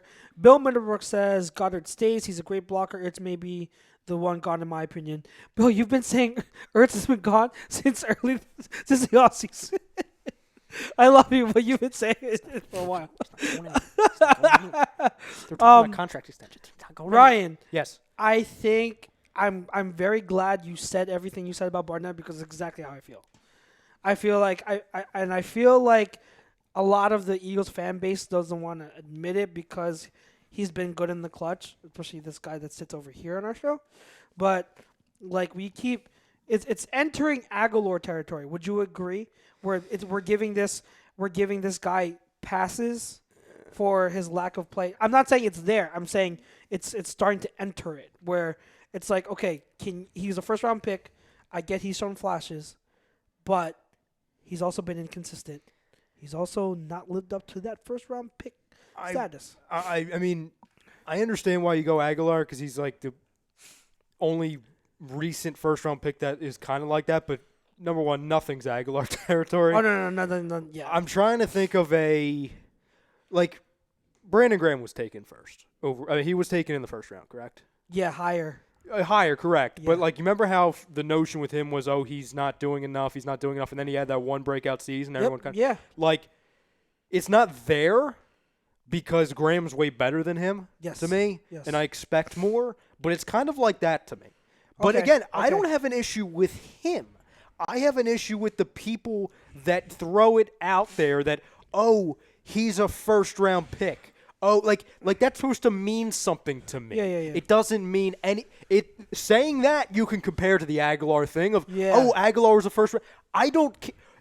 After year one of you, I don't care if you're taken first or seventh round. The way you're playing, I'm going to analyze you as. And he is way more of a third-round pick than he is a top 15 pick. At best, he's been a solid player at best. Yes, which if you look at that draft to where that was the Pumphrey draft, that was the Jones draft. That was the horrible draft. Like that was the embarrassing draft, and he is like the only guy who looks like he has a pulse other than Rasul Douglas to where he's Rasul Douglas. He's in the wrong position. Yes. If he's the positive, again, he doesn't stink. Yeah, he doesn't. He's But not when horrible. is this guy going to actually start earning his? I mean, he has his job as a default right now because Vinny Curry's on a deserted island right now. I don't think he ever lives up to first round picks. And I don't think he will. And either. that's what I was worried of. I mean, like I thought his ceiling when we picked him was an occasional Pro Bowler. Mm-hmm. Same. He's not. I don't think he's going to reach that ceiling. It was like a very safe. Like, it was a safe pick that had ties with the Reggie White record at Tennessee. Exactly. It was a very Howie Roseman pick to me. Howie Roseman, Joe Douglas. That's the point. They went that year. Sorry, then you get their point. Something that I hated that they did that draft. They really went based off of college numbers, and they went off of the rookies or the prospects' resume, what they did in college more than athletic ability. That's why Derek Barnett was picked that high. That's why Pumphrey was picked in the 4th round. That's why freaking Rasul Douglas was picked. Because of the track record in college. And I don't like going off of just college numbers. I need to look at I like looking at athletic ability. Well, that's my issue as far as looking plain in sight at guys on where they're drafted at from team to team, because you've got guys, you've got teams like the Patriots taking N'Keal Harry in the 2nd round. Patriots don't take receivers in the 2nd round, so there's big hype there. And we know that they can draft well. So if they favor you being a 2nd round, you've got to live up to that standard. But then you look at teams like the Eagles, who we know can't draft well in the first place. Can you really blame the player for the grade that was given or put onto him and the way that the team had hyped him up if he's not there? Case in point, when you get into the laundry list of Browns quarterbacks, should some of them have turned out better? Yes, we can agree. Some of them, here or there, God knows doing what. But I don't think you can put all of it saying you have to play at this expectation because a team overvalued you on where you were at. No. It's not just that, though. You still have to play. I'm not saying that he's playing at where he should be, but I'm saying I wouldn't fault him as much in the situation because he was a first-round pick. I get what you're saying. Knowing that I get what you're saying. Like, if you can get, if he still ends up being a good player but doesn't live up to a first-round type of talent, he's still a good player regardless. I get what you're saying, but like when that draft is that bad, and what he said, there were so many other guys, and you are put in a situation where he is the starter on the outside, on a defensive line that is where the defensive line is the focal point of that defense. And you have to have a lot of it is expected of you. If not, there are other guys behind there, and I want to get into it real quick after in a bit, but there are guys behind you that are chomping at the bit, that are progressing, and you're not. That's what I'm saying. Like, what I'm scared of is Derek Barnett, and we're on him a lot longer than I expected, sorry, but Derek Barnett, what I'm scared of is that he stays what he is now, and then somehow he gets in the way of the development of a Josh Sweat because he can't get reps over him because they like Barnett for some reason. Kind of like how things were with Mac Hollins, where they favored Mac Hollins. I'm scared that him being there is going to impede the development of Josh Sweat, or maybe even a Jannard Avery who we just traded for, who's shown flashes of being a really good pass rusher. So I don't want him to end up being there just because he's there. I don't, Kev. I completely disagree with you. I do not give him 1%. I don't take any intensity, any blame off of him. I don't give him a pass because of where he was picked. Because guess what? That's where you sign up for. If you don't want the pressure of being, you're a top first, a first round pick, top 15 pick, then take your name out of the running for the first round. Yeah. Say, I don't want to be a first round pick. I'll show up to the draft in the 4th round. You're getting the money as a first rounder. You're getting the praise as a first rounder. You're getting the guarantees. You're getting the perks. You're getting all that. I don't give a damn what it is. Listen, sure, does coaching have something to do with it? Sure. Does organizational game plan have something to do with it? Absolutely. But if Derek Barnett is picked in the top 15, I'm going to judge him as that, regardless of if he deserved to be there or not. That's just the game we play. Like, honestly, does Jared Goff look like a first overall pick to me right now? No, but I'm going to judge him as that because that's where he was. You know what I'm saying?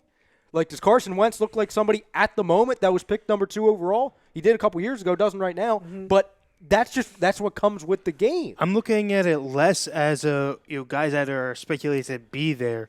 I'm looking at it more as Mitch Trubisky. We said earlier the Bears in no way, shape, or form should have jumped up to get him because he was going to be there. Mm-hmm. The Bears overgraded him on where they thought he should be and hyped him up. Mm-hmm. If you look at fans and coaching staffs, I'm not saying this is 100% the case here, but in general, if you know your team drafts poorly in the first place, I would put less stock into the team's hype over players. I'm not saying now you don't have to that you don't have to perform because you were graded in the 3rd round or wherever you should have been. Mm-hmm. I'm saying that he still has to play up to a certain level, but I don't think that it should be blown out of proportion saying, well, guess what? You're first rounder, now you have to be a Hall of Famer. No, nobody's saying Hall of Fame. Listen, we're grading him on one thing. And again, I'm not the one, I'll say it for the 3rd time, I'm not the one who throws out top 15. I get that every single week. People saying, but we have to look at these top 15. So these are what people were telling me in defense of the guy. I'm not somebody who says, you're a top 15 pick, you need to be a Hall of Famer.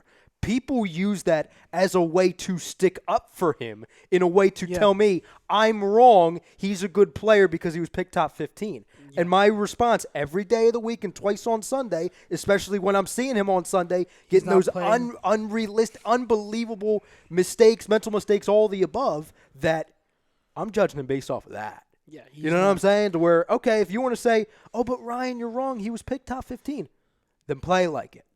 That's my only point. You know what I'm saying? Josh Sweat, staying or going?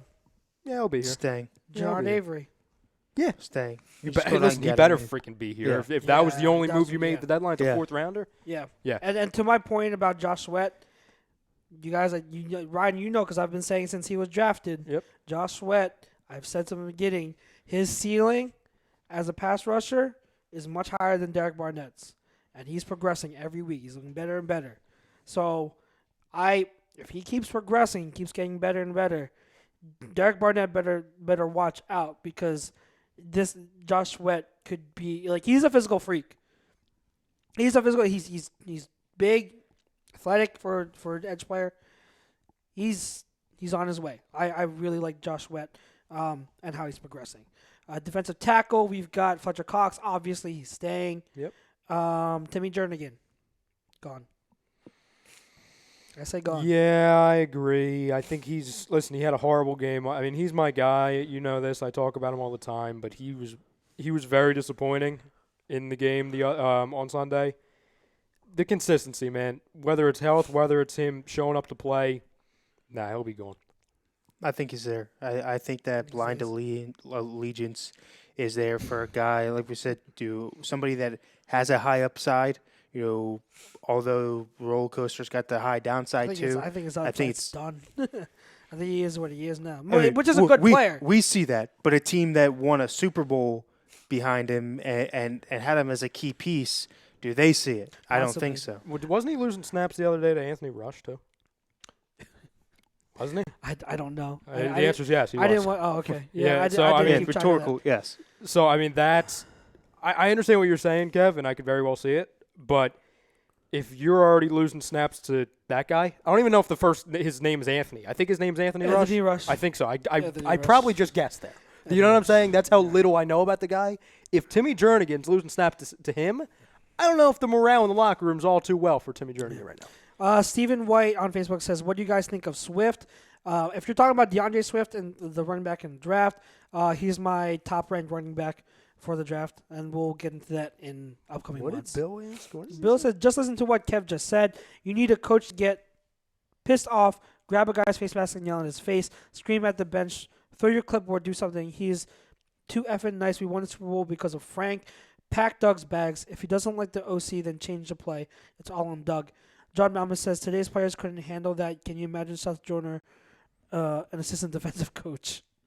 Listen, there won't be any mental mistakes in there. Bill says, Bill asked question, would you guys rather have Evans or Antonio Brown? Evans. If you Evans all day. Evans all day. Was that too quick? I'm sorry. Yeah. Let me think about it. Yeah, Evans. Evans. Yeah. With Malik Jackson. I think, he better be here. I think he stays, and that's why Timmy Jernigan is gone. And I agree. Who's the other guy? Or Hassan Ridgeway. I think he stays. I think he showed some bright spots. I think there's a reason why we traded for him late in the draft last year. So, I think he stays. I think you go. I think that's your three going into the year at interior is Cox, Malik, and Ridgeway. The rest of the guys I think are gone. Gotcha. Linebacker, gone. Kamu, stay safe. He'll be here. Safe. Nigel Bradham, gone. Is he on a contract year? Nigel? Is he coming up on a contract? I mean, if he's contractually in. Good. I feel like it was a 3-year. The year we won the Super Bowl, so 2018 was the beginning of a 3-year. So I feel like next year is his last year. I believe so, unless it was an option year, which I don't think it was. I think he's still gone. I think he's still gone. Via cut, like a cut. Check that. Check his contract. I'm about to. Yeah. I mean, if we're cut, I don't know how many guys we can cut. Like, you know what I'm saying? Dude, he hasn't been that great. I hear you. I just don't see. Listen, we know how they value or don't value the linebacker position, to where I don't see that much turnover because they don't value it. He's gone, dude. He is under contract for a few more years, but there is a potential out after this year. Oh, yeah, he's gone. Yeah. If there's an out, then he's gone. There's an out. Okay. There's an out. Buy him his bus ticket now. Yeah. Hey, maybe we can get Jordan Hicks back. Oh, wait. No, he's playing very well on another team. Because he's finally staying healthy somehow. Well, he gets out of Philadelphia and he stays healthy. Maybe he likes the warm weather. How in the world? How did Rowe look? Huh? How did Rowe look? Rowe's been Rowe. Well, you know how he solid. looked? He looked good enough to get a freaking contract extension the next day. Isn't that ironic? Freaking, how great is that? Another former Eagle. Like, why? Which, why by the has way, this happened to us? By the way, Eric Rowe, I did really like that pick when we picked him, and then we traded him. I was like, why?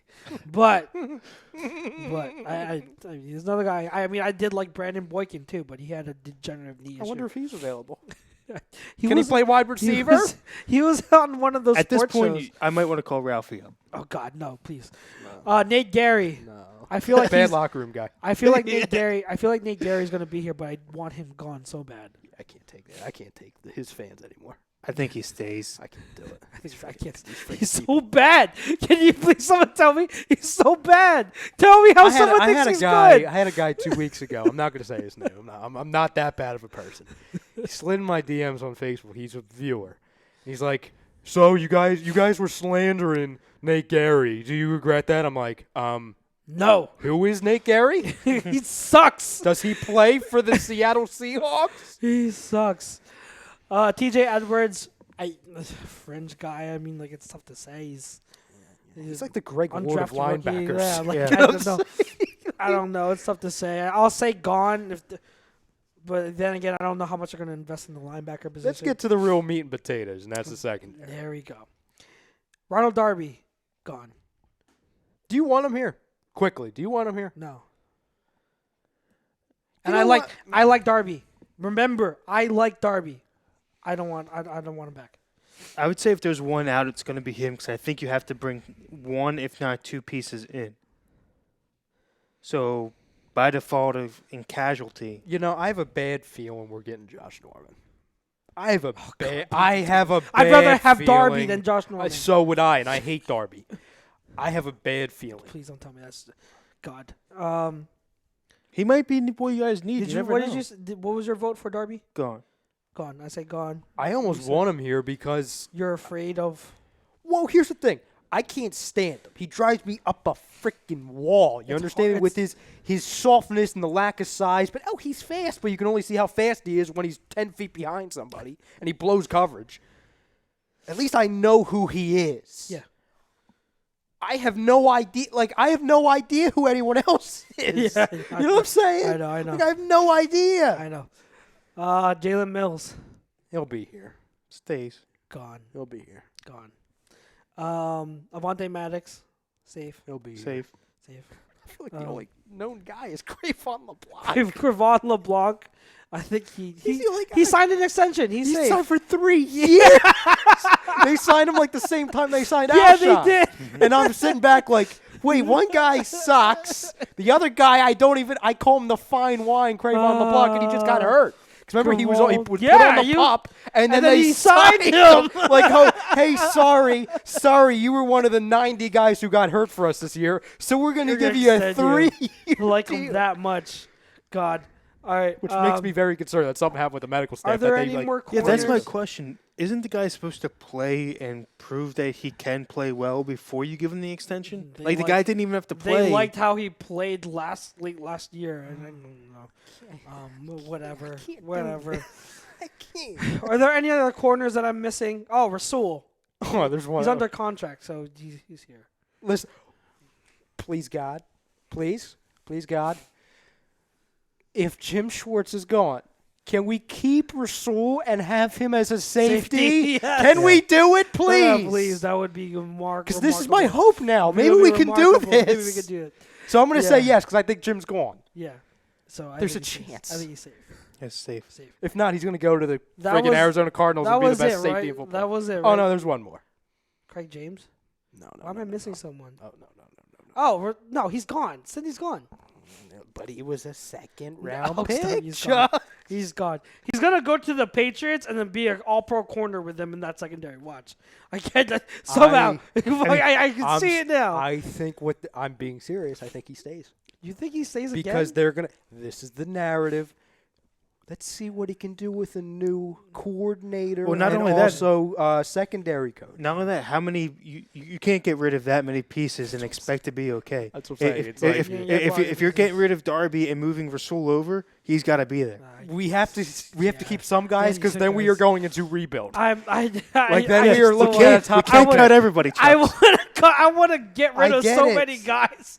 Oh, I do, but I Dank understand. Burrito says, yeah, Douglas at Uh, safety would be perfect. Yeah, I understand what you're saying. And you guys are right. Like I'm cutting way too many guys. There's so much stuff I want to move on from. But I hear you. yeah. He'll be here, though, I'm telling you. Wentz is going to walk into the locker room and be like, guys, He'll be the Will Smith. yeah, guys, Guys. where'd everybody go? He might actually be happy because nobody Yeah. likes him. There's just going to be a big sign on the wall that just says Chuck's was Oh, here. but- You know what's and funny? everyone else is No, out. this will be our luck. This is Howie Roseman 101. He'll get rid of all the guys, but the one guy they'll keep is going to be the guy who's the leaked source. You know what I'm saying? Agholor's going to be there. Yeah, it'll be the mole. It'll be like an episode of 24 to where Jack Bauer's just sitting there and he thinks it's safe. All of a sudden, he opens up the door. Oh, hi, Jack Bauer. How are you? Like, it's just not safe. Oh my god. Safeties. We know kicker and punter are here. So Rodney's gone. Rodney's gone. I think both. No, Jenkins is here. They were working on a contract I've had extension. enough weren't of they? Malcolm. I've had enough. You know what's funny? I think he enough. stays. You know what's funny? You know what's funny? I love Malcolm. So do I. I've had enough, though. He's done. Like, he's not the and same he's player. talking too much for me. I mean, He's dude, talking- talk he's- when you're great. Don't talk when you're like He's like not- lukewarm. He is not the same player. But I think he's here. You know what I think they're gonna do? I think, and honestly, I think it could work if you get a good defensive coordinator. They're obviously Malcolm's gonna stay. Mm-hmm. I think they officially move him to linebacker. No. I think they do that. I think No. because he can't cover, but he's still smart. So I think they move him to linebacker. Well, then you know Schwartz is out of here. Yeah. So that's Schwartz is going to be in His his That's head just would- my His hunch. head would pop. that's just my hunch. Schwartz is going to be on his private plane. I But- mean, he'll be flying in coach. Excuse me. But okay. But what would you be like? Say you get a good defensive coordinator. They moved Jenkins to linebacker, which I don't know if you'd even be willing to do. But he plays he plays in the box so much anyway. Yeah. But then you put Rasul at safety. Oh, I want it to happen, but again, if it happens, I could see Jim Schwartz flying and coach away from Philadelphia going crazy. Going, what are they doing? What are they doing? All right, let's go to the coaches. Doug, Stays. beyond next season. This coming I'm looking season, right here, right now. No, I think we all agree that he's safe for next year. But that's why I'm taking to the next. safe Wait, for next year. What do you mean for next year? No, like that he's not. Oh, that he's going to be here in 2020. Yeah, he'll be here in yes. 2020. Yeah. Okay, There- so we all agree on that. That's why I'm taking it to the next level. Yes. Do you think he's safe beyond next year? Well, if he misses the playoffs, no. If they miss, I can't. You had a hot take. You said, or you said you had. Well, Something. yeah. We already went into it. Is that not necessarily that they will, but I think a good fit for them right now is bringing in Gruden and Rivera, offensive defensive coordinators, and Jay Gruden. my look is if you bring in two new coordinators, he'll be here for more than just next year, because you can't say, okay, I've got these brand new coordinators, trying to switch schemes both sides of the ball, and then expect it to be I think it depends. where you should be. I get what you're saying, but I think it depends because it's still his team. If they show that things are clicking at some point, you know what I mean? Like the beginning of the year, maybe the first 4 weeks, maybe they'll have growing pains with the new system or whatnot, new coordinators, and I can get that. But I think with Doug being the mainstay, he's the one that's on the hot seat. They're not looking at the coordinators. I think that Doug is going to be charged with making it work, and as long as they see something click along the way, then yeah, they're safe. But if throughout the whole year nothing is working, that's not going to be reason enough for Doug to keep his job. Like coordinators, they don't matter in terms of they don't have that much leverage to help a coach. Like if they did, John DeFilippo would have stayed more than a year in Minnesota. John DeFilippo was gone after not even a year in Minnesota as offensive coordinator. They don't like. Nine I people think don't care. I think there's a different What is look. it? 9 games. 9 games. I think there's a different look. I think that if you bring in 2 new coordinators who start to help, not necessarily sole play call on either side of the ball, but help play call, then that alleviates some pain off of Doug as far as person to blame. Now, of course, everything you're always going to go to the top and blame him, but as far as scheming up game plans, week in, week out, matchup stuff like that, I do look at coordinators for that. So if the coordinators stay as is, then Doug has to take over more, which means, sorry, you're on the chopping block. You're out after a year. But if you bring in 2 new coordinators, that almost gains you a year. But what if this happens, Kev? What if we get 2 new coordinators and the offense doesn't look like it's working all season long? You still think he's safe? I don't think he's safe. Uh, Is that your coordinator's game planning and you taking on all sides of the ball? Regardless, It doesn't regardless, matter, if the offense and defense next year is having similar struggles as they are this year, where it's not a complete game, or they don't know what they're doing, play calling is horrible. It proves- Once more, it proves that To me, it would have to be really bad. No, Kev, because here's what you're missing. Here's what you're missing. If you get rid of Mike Groh, okay, if you get rid of Jim Schwartz, and the same problems lie, what does that mean? What does that mean? Shows that Doug is the issue. What's the constant? Doug Peterson. I get what you're saying. What's the but constant? I get what you're saying is, but if you take in your new scheme, we're already bringing in a bunch of new players, as we just went over and cut everybody on the team, thanks to Chuck's.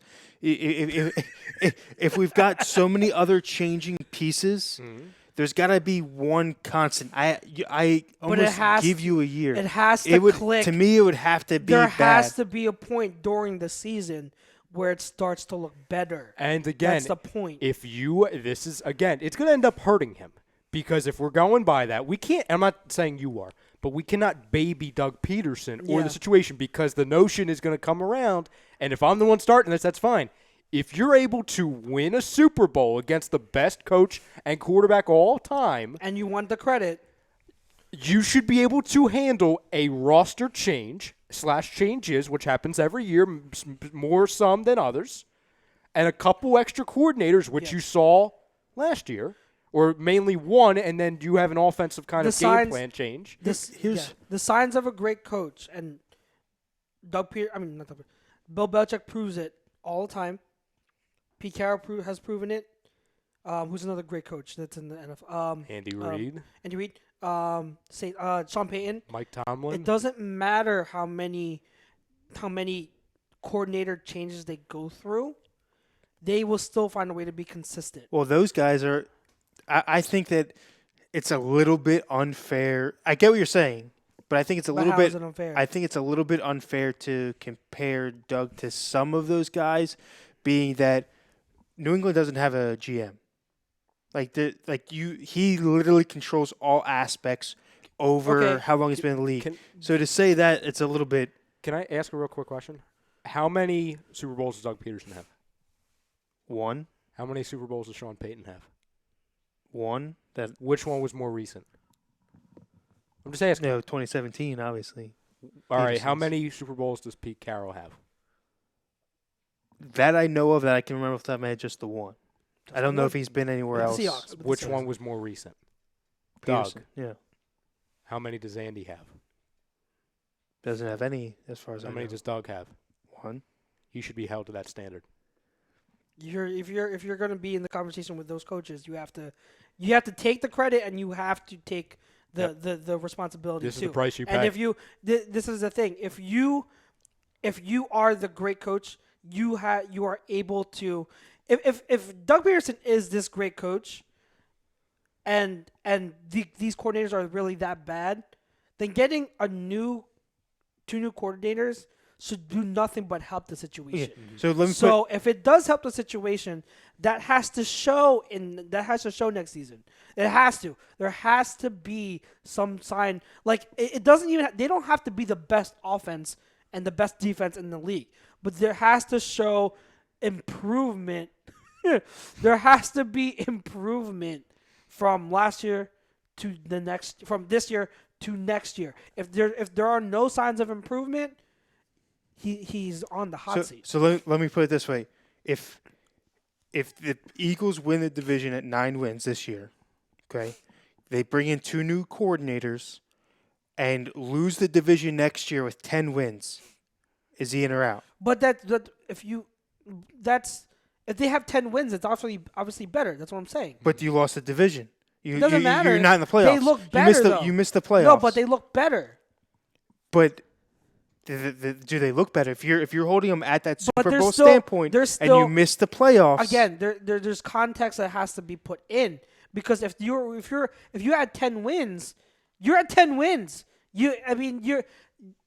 That's still. But the standard's a Super Bowl, right? You have to be in the playoffs to win the Super Bowl. What did I say? I said if there's improvement, if there's signs that the offense and defense is clicking, then his job is safe. So if you're getting to 10 wins, you're implying that something is clicking. If the Cowboys win 11 or 12 games and we miss the wild card by 1 game, even though we have 10 wins, he's safe because still we're getting to 10 wins, and you're implying something is clicking. You're implying that something is still working. It just might not have been enough. So in that point, yeah, he's safe. But what I'm saying is, if it's still this bad and it's not working, then he is absolutely on the hot seat. Okay, so that leads directly back to my original point. I said something bad would have to happen, bringing in 2 new coordinators for him to then be on the hot seat. To me, missing the playoffs at 10 wins and only being 1 game better is not bad. What you're saying is that's an improvement, getting up 1 win. But if you're saying that, you can't do better, bring in new pieces, that's both sides of the ball. You're saying that you have to be better and be held to the Super Bowl standard, but 1 game improvement off of last year's record, that keeps your job. There's got to be a more definitive standpoint there. Well, I mean, because something bad would have to happen, meaning again, like a 5-win season versus 10 wins. But that's what we're saying. And no playoffs. But that's what we're saying is that if things aren't clicking, there's no signs of things clicking, then it's going to be a 5-win season, a 6-win season. But if there are market improvements in the offense with the 2 new coordinators and with the defense, then they're going to get the 10 wins. I mean, something might be out of their control and they might not make the playoffs. It's happened, but they still could win it. He still could be safe at 10 wins. So there's a lot of context there that needs to go. So those are coordinators. I will say, to finish it off, all the assistants can go except for Jeff Stoutland. Jeff Stoutland is the only assistant I'd want to keep. Maybe Deuce Staley. Maybe. But outside of them, they all can go. Well, I think they all go regardless, because if I'm bringing in 2 new coordinators, they're bringing their staff normally. Yeah. Bill Middlebrook just says, let Rivera take Doug's job. No, he's not taking Who's the assistant coach? For who? Doug. The assistant coach is Deuce. I think Deuce. There's only 2 that would stay. I think it's Deuce because he kind of has ties to Doug. And he's been the longest tenured staff member. Yeah, and Stoutland. Everyone else, yeah, goodbye. I love Stoutland.